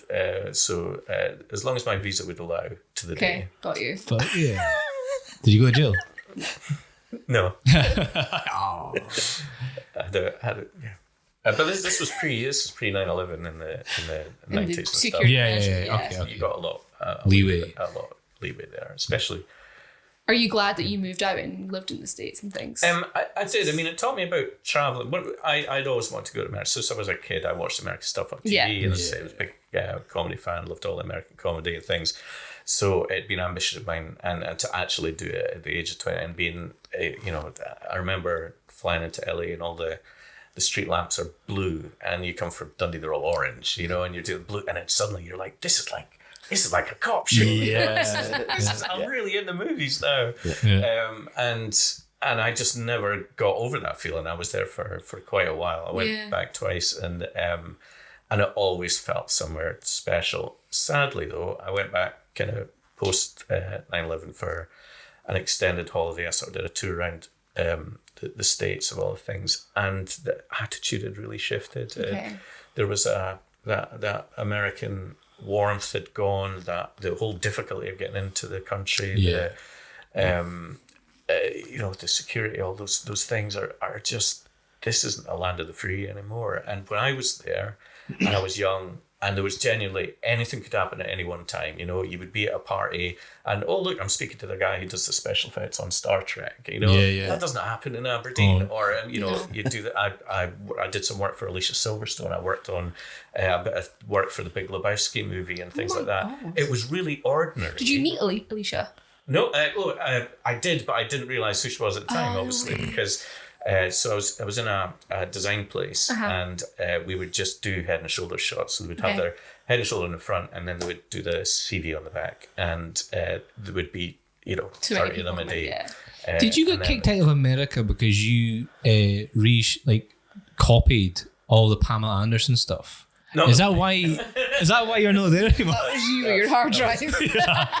No, I never got kicked out, and I stayed till my visa allowed me. And that's the official story. I'm allowed back, and that's my story. Wink. And no, it's I'll joke. That's pretty cool. But it was amazing, and the industry there is the local entertainment industry, and so you do have stories like that happen. But it's like you go to Aberdeen and sort of, hey, I met the guy that worked on this already. In there, it's not unusual to meet people are famous, become famous, or have adventures that just.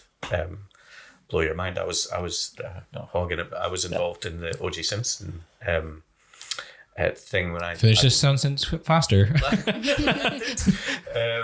Only as sort of an observer to begin with. The car chase happened a few days after I'd landed there for the first time, and I missed it because the couple that I was staying with were having it domestic. So I went up onto the roof, and then they didn't tell me that they'd sorted it all out. They were sitting glued to the TV along with the rest of LA as this drama played out in front of them. I think I was the only person to be in the city and not have seen it. But weirdly, through a weird series of events, as I said, I was representing this musician. He got a gig at a Kardashians pool party. It wasn't. They weren't the Kardashians. No, it was like so.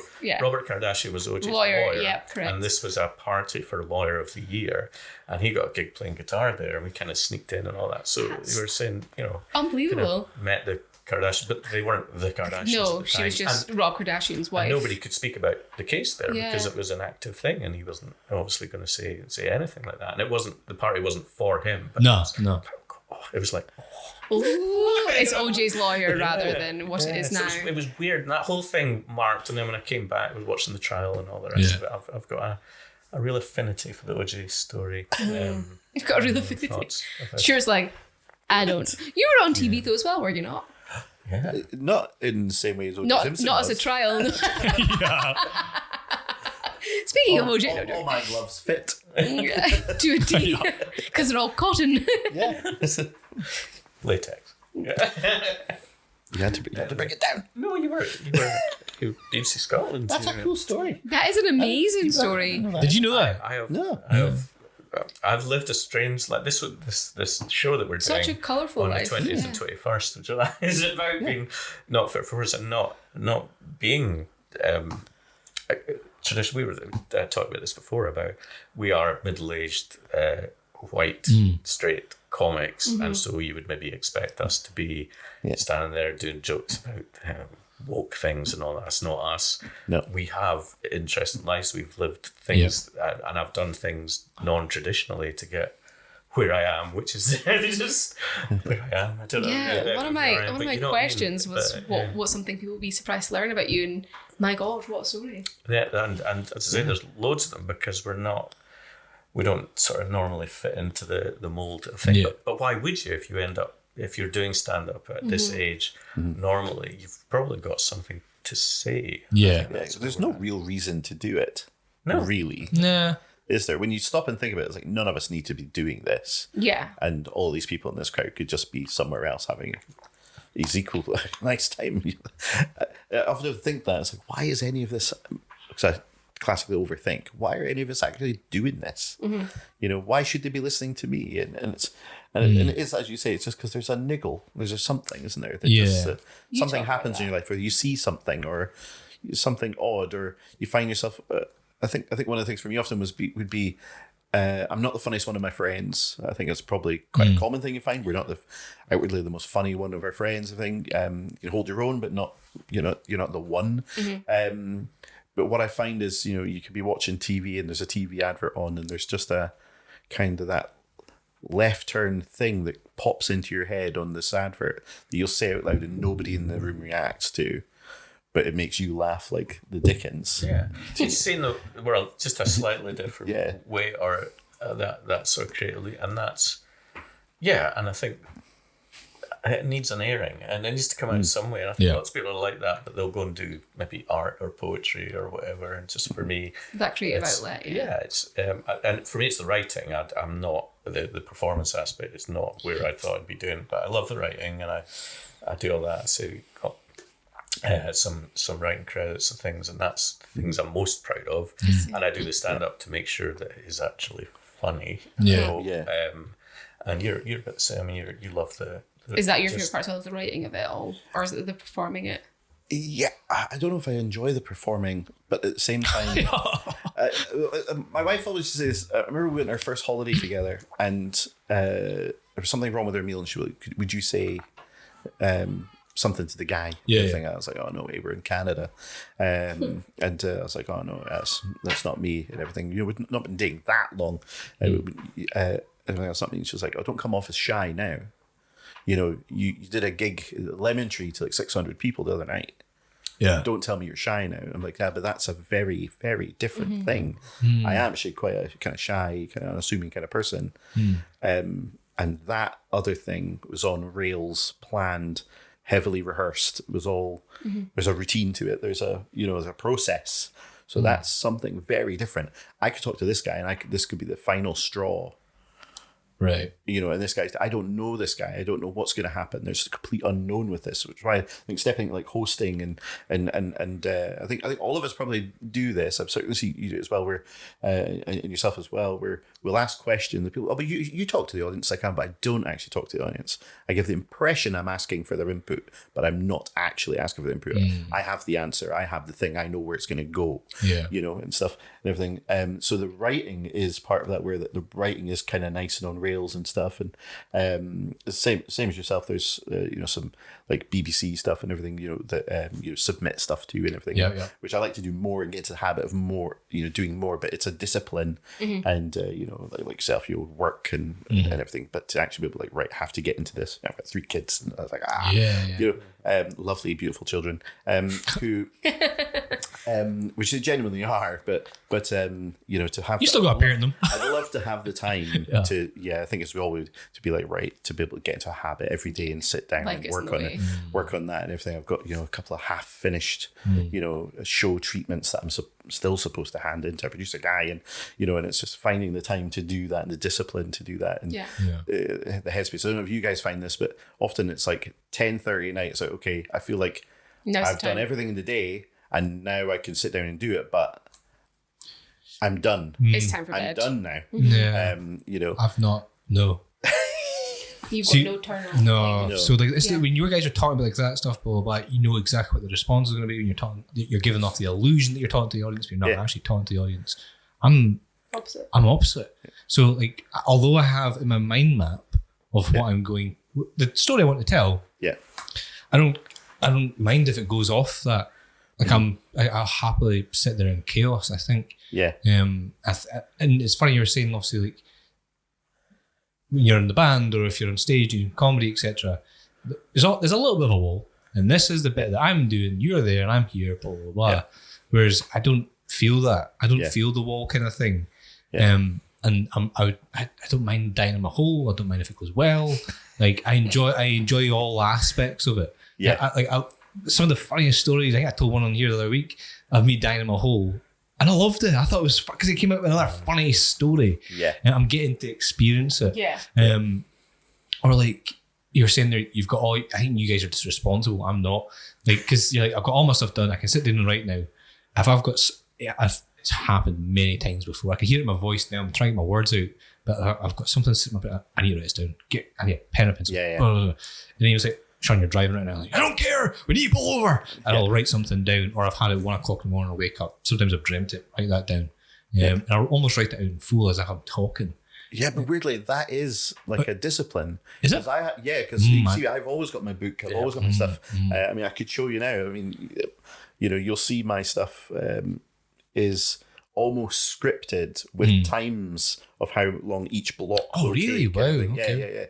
Yeah. And then even that, then I bust down to keywords and everything, and then I write that keyword almost like homework. Now the last couple of years, I have to do more to try and get. The room thing doesn't work for me anymore. Okay. Since I had an issue with my brain a couple of years. Gosh, yeah, jeez. I had a blood clot in my brain a couple of years ago and everything. And since my memory's not, if I'm tired, it's sharp and things will just disappear.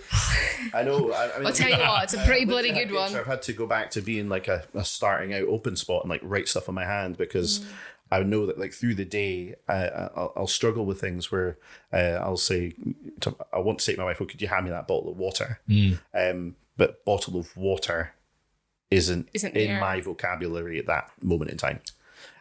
So it becomes, can you hand me the plastic thing with the liquid with the, it's purple. To describe it. I have to describe it because the word just isn't there. Dude, that's funny. And that, but also, your wife must dine out on it, but also really difficult when you were so used to just things you don't think about. Yeah. Yeah, you know, so whereas I like to be like very, because essentially what we're learning is 10-minute monologues. Yes.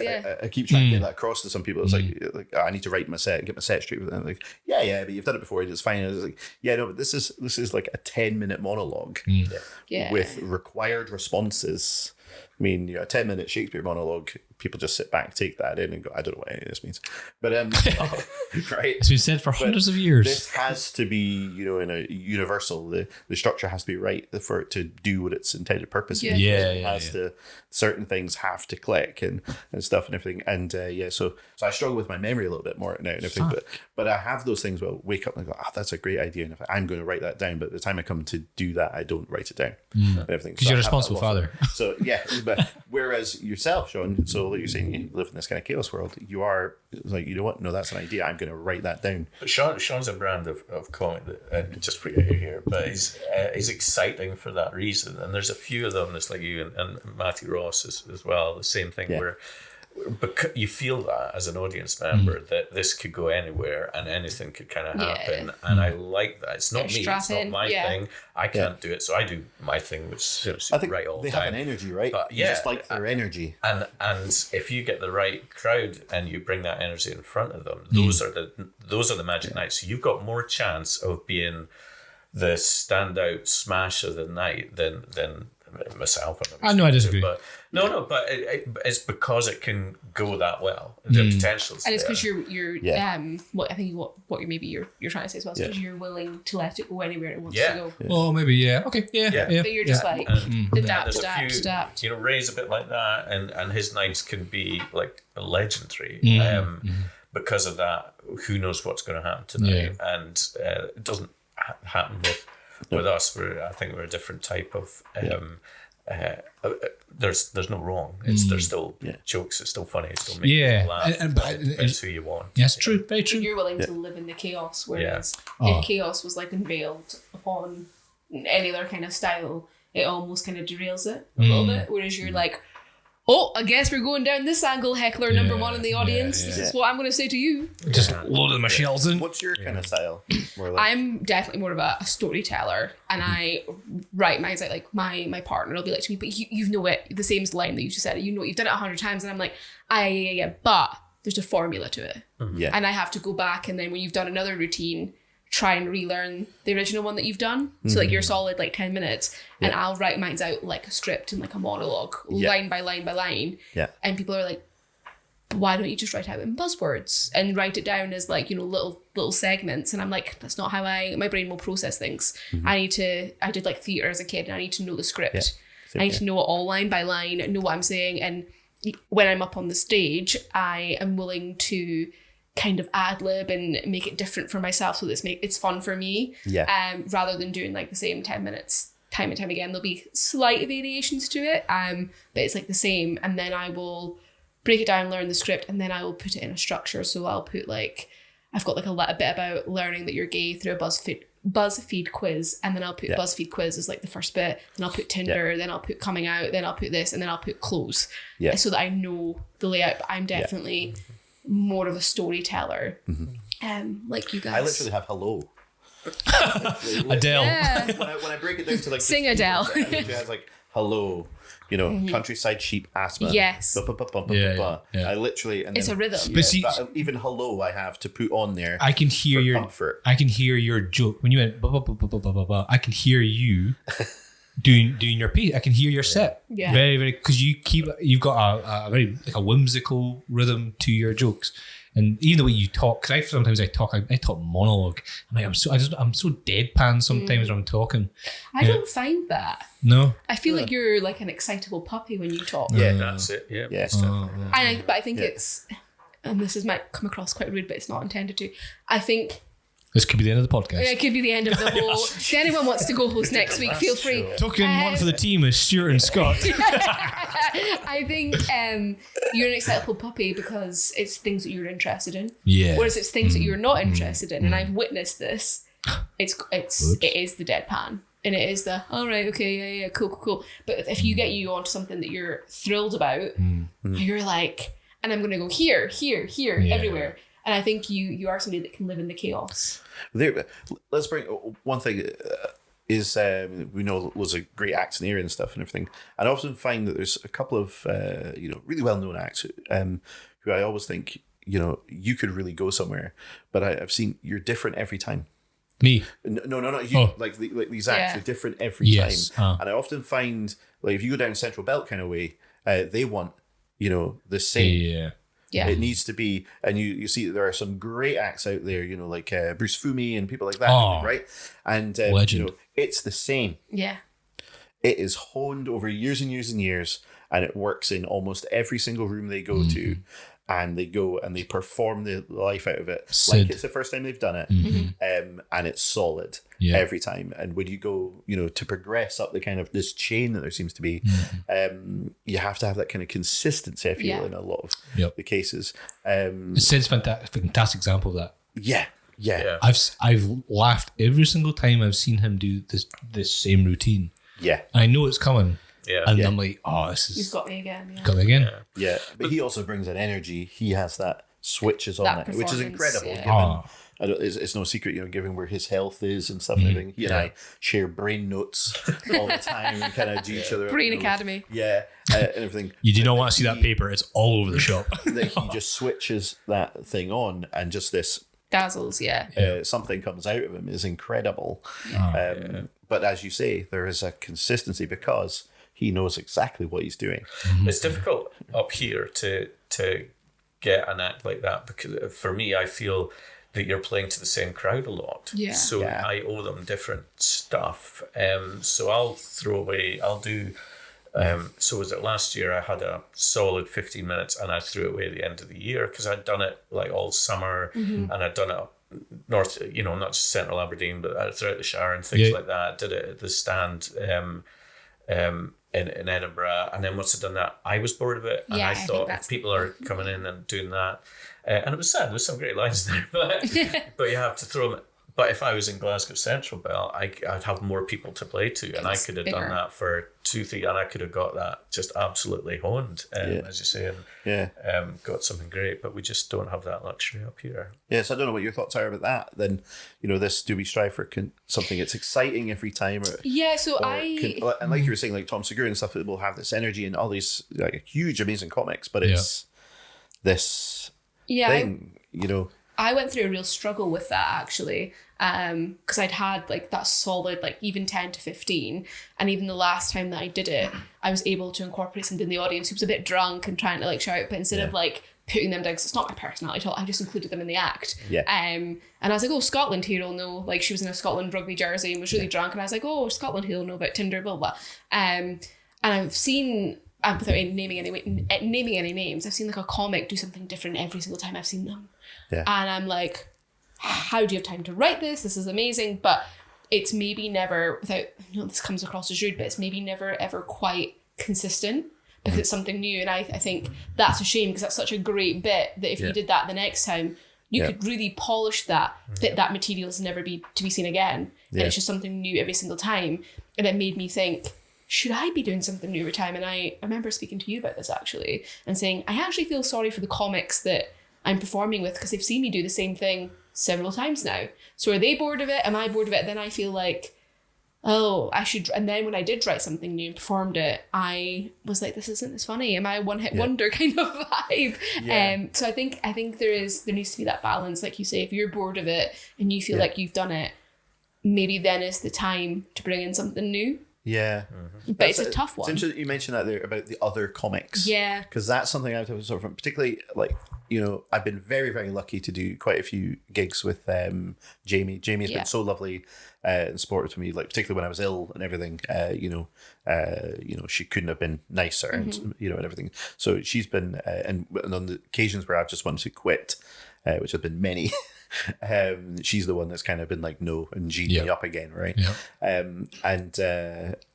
Even Bryce not that long ago, but she's been so lovely to me and everything. But I often feel like, I'm doing another Jamie gig, like a rock opera gig, I need to change it. Yeah. Right. Okay. And it took for her to actually at one point actually say, well, actually, there's only like 27 because she keeps track of all this. Only like 27% of the tickets sold for this gig are the same people coming as last time. Yeah. You know what I mean? So you can still do the same material, and I know you'll probably have tightened it up and done it, done it better and everything. So what's that kind of thing of, not getting too stressed, but then at the same time I see other comics that are on and be like, I almost want to impress them by coming up with something new, make them funny. When I really think about it, it's like, what have I focused on for this gig? Have I focused on just getting myself ready for the crowd, or if I looked more at like that first line there, I went, I'm going to try and impress some of these other comics that are on the bill. I want to impress them and make them funny. I want to do something that shocks, shocks Sean a little bit, or something that even at times maybe feel like I need to tailor. And that's something I've kind of pulled back from more now, but maybe tailoring material depending on the gig that you're doing. That's skill. That takes a lot of skill. Which is, I mean, sometimes the room tells you that, right? Like I don't. I'm absolutely not going to say that I don't swear, because I do. And I'm certainly not going to say I don't swear and then start swearing. That'd be contradictory. Yeah, exactly. But you'll know if the room's feeling that or not. So,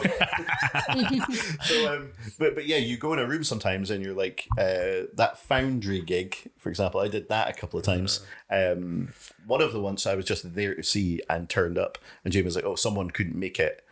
Could you go up and do it again? And I was like, yeah, okay, I guess so. And then she was like, however, and this was an argument. She was like, however, they do want kind of new people every week, every time, and you did the last one. Okay. So could you do different stuff? And I was like, right, let me see what I've emailed myself, and I can wrap together.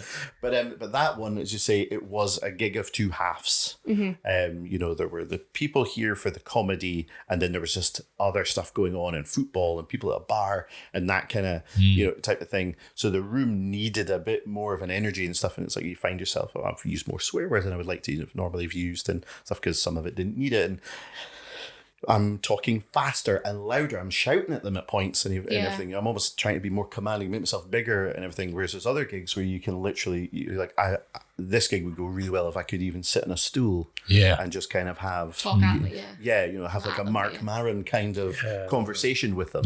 You know what I mean? But that's just dealing with the room again. Yeah, I think it's that fine balance of doing material and honing it and crafting it and making it really, really strong, but then not boring yourself so that you lose interest in the material, and then also that fear of performing to the same people that they've seen you now do the same. But I suppose it's that thing, if you go and see Michael McIntyre, for example, on tour, you know that if you see him again in Edinburgh, he's going to be doing the same show. Yeah, exactly. You choose to see him twice, Yeah, word for word, right? Yeah. But as an audience member, you appreciate it. Like, as an audience member, you appreciate you appreciate the show. If I laugh, you've done your job. Yeah. And if I go and see you again, that is on me, not on you as the comedian. Yeah, but you also appreciate because I see what you're saying. It's like, this is absolutely golden. I'm just going to deliver that. They're getting the money's worth. However, do you also feel special if they make that gig special to them? Oh, 100%. So there's the two parts to it, really. For sure. Scott Forbes, another great local comic, who I did that in brewery gig with recently. Actually, he was fantastic, despite a very participative crowd. Oh my gosh! I'll tell you after some stories about that one. Don't tell me on air after you said I can't tell you. He was very he was doing his thing and everything. But he gave me some advice in the car ride up, which was he always goes in, sits down, and looks around the room, just spends time looking around the room and looks for something specific to that gig. He says, and I always make that my opener. Wow, so the only bit of new material, not the only bit, but the main thing is I write something every single gig to do with that room, that crowd, something that's happened, something's going on. So that makes me feel a bit special. It inserts him into the night. Yeah. Because he says, otherwise I've just been a guy pacing at the back all stressed and, and everything, I'm not involved in any of it. Yeah. And then it's the excuse for me to be there, for me to, and I really liked that as a kind of icebreaker kind of thing, There's an interesting thing, and Sean, we did that improv class. Oh yeah, sure, you were there. One of the things that improv thing taught me was, you can be less funny when it's spontaneous and it's in the room. Like as in Scott said, it doesn't have to be a top tier joke. Yeah. It doesn't have to be the cleverest bit of wordplay ever. If you're just remarking on something that's happening right there and then, Absolutely. the crowds love that. They'll give you that.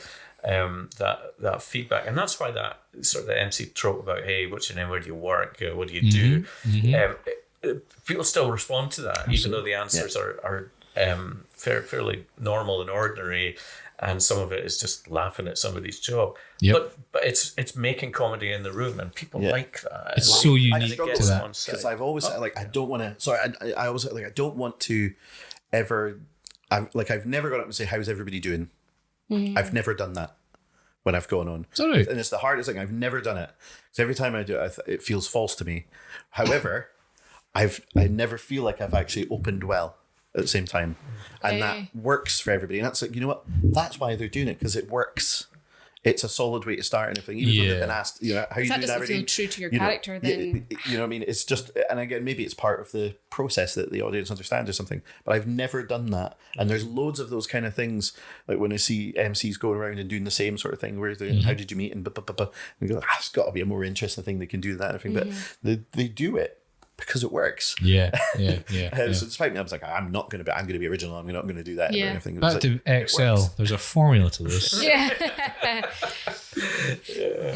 you know, Paul Smith, one of the best crowd workers. Like, he's now selling out huge arenas off of. And what I love about Paul Smith, I don't know, like, is his clips that he releases to advertise himself is the crowd work. Yeah, I've never seen his stand up. You'll on never TikTok, see. ever. Yeah, I've never seen any stand up. No.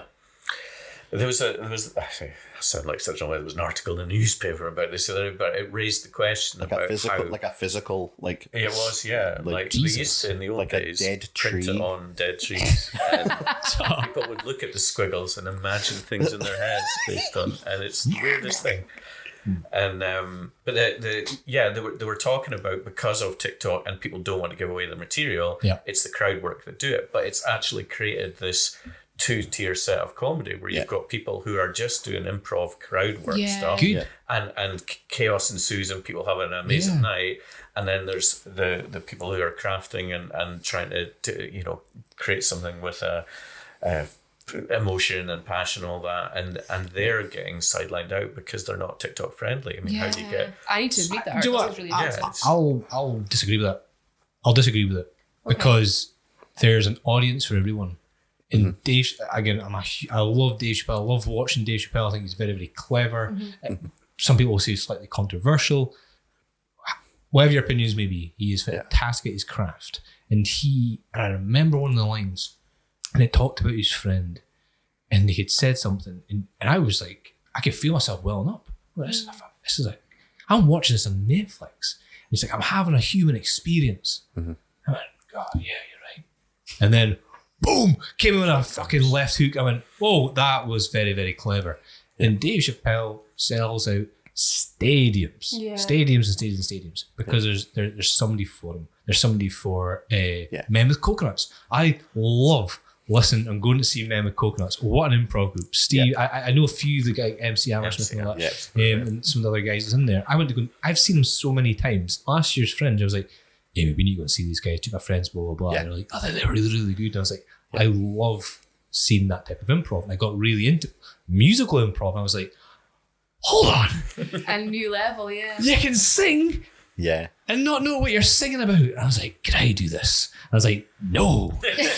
but maybe. But It's not for everyone. But it's not for everyone. And this is what I love about arts is there's no rules to this. Now, the rule is not everybody's going to laugh. But guess what?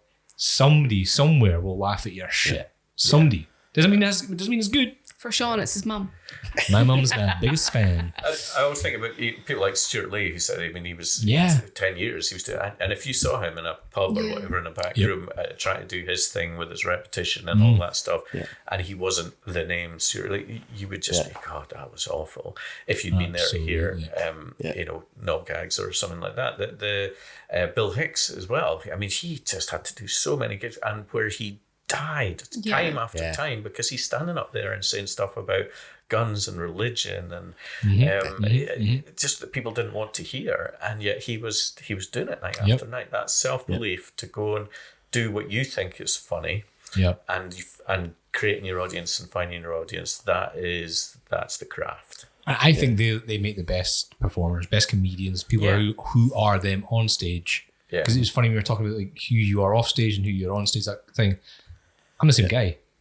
I am the same. You are very close. I think I said that to you last time I saw you. Actually. Oh, did you? I think I said to you that you're one of the people I've seen who's closest, to themselves on stage and off stage. I'm a 4-foot Chinese woman. Amazing. And this is recorded through video. So people will see, but people might just listen on Spotify, so you'll be fine. You can imagine getting comments like, he does look like a 4-foot child. Steve Martin. I think I found that audience. Steve Martin's saying I was born a poor black child. That's right. So what is one kind of final thought that you want to leave our audience with? And then to wrap up, where can people go to learn more about both of you equally, and then your show? You can plug your show one more time. That was going to be my final thought, was plugging that. Okay. I think people should try stand-up. I think for lots of reasons. Yeah. People say their biggest fear, public speaking and all the rest of it. It's not that scary once you've done it. And stand-up comedy is the worst form of public speaking because of that binary reaction. You'll either love it or don't. And what happens if they don't? Absolutely nothing. What's the worst thing is you come off and that's it. You're still there, and that fear's gone, that anxiety. It's given me a chance to say things that I don't normally say in my real life. I've got a persona on stage that is different for me, and that's my outlet. And that's healthy. That I is feel, healthy, and it gives me an outlet for creativity and writing in my life where I don't have time for that in other areas. So that's where it all goes, and it's healthy and it's good to have that outlet. And I'd recommend it either or taking part in it, trying it yourself, or being an audience member and being a healthy, good audience member. I'm a big fan. But to see how it's really done, see the Not Fit for Purpose show, the Gordon Rooms, Douglas Hotel, 20th and 21st of July. Nice. Especially on the Sunday because that's my birthday. Oh yeah. So Shot. There'll be a cake with this Brazilian woman sitting. Just an arse. If you can get a firework, one of the ones was a firework. So if you could get a sprinkler, sparkler. Yeah. I would just have to kind of mirror that in a sense as well. No, something different. You have to try stand up from a very different place, and this is where again plugging the show in a way.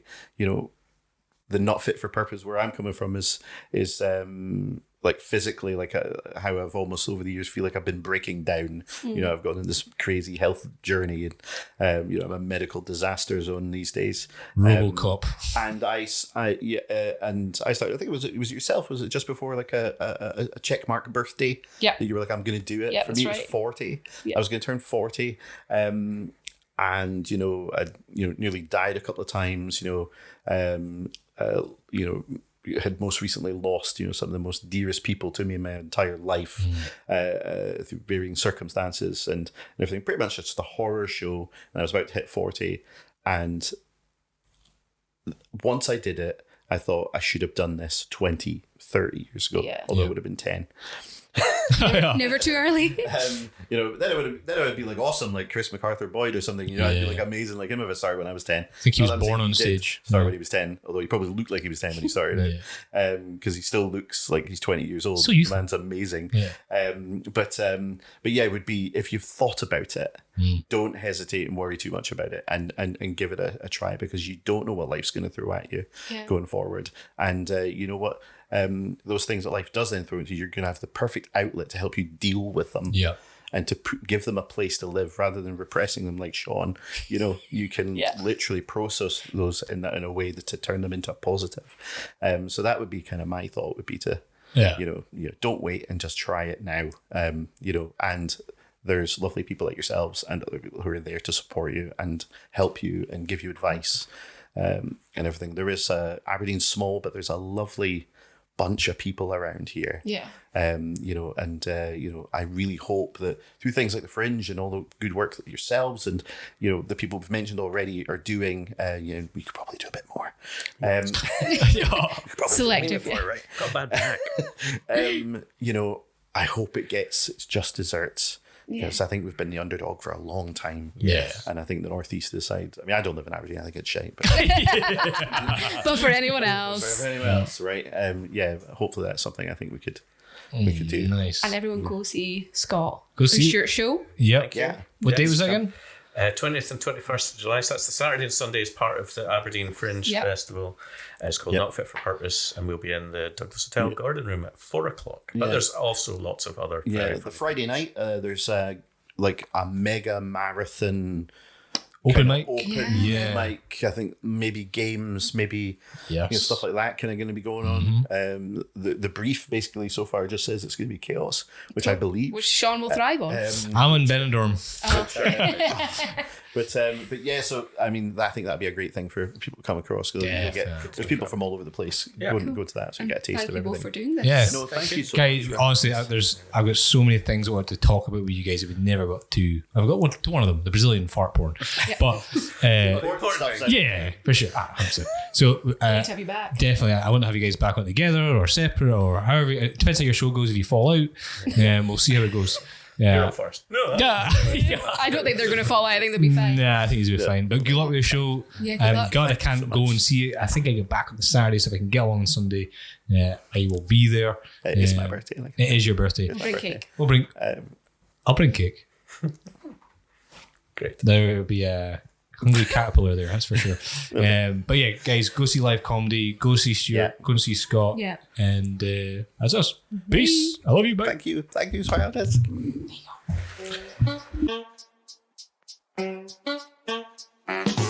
Token one for the team.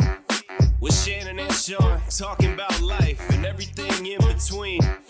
The token ones see it differently. Yeah, token one for the team.